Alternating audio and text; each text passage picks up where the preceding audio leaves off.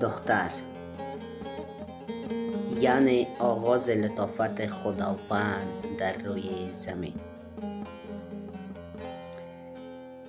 یعنی صدای آرام عشق در هیاهوی دنیا. دختر لبخندی که خستگی را میبرد، دختر نوری که از دل شب صبح می سازد. دختر یعنی قدرت در دل نرم، یعنی اشک بی صدا و قلب پر از رویا. هر دختر قصه است از آسمان ها، قصه ای که خداوند با عشق نوشته. روزت مبارک دختر.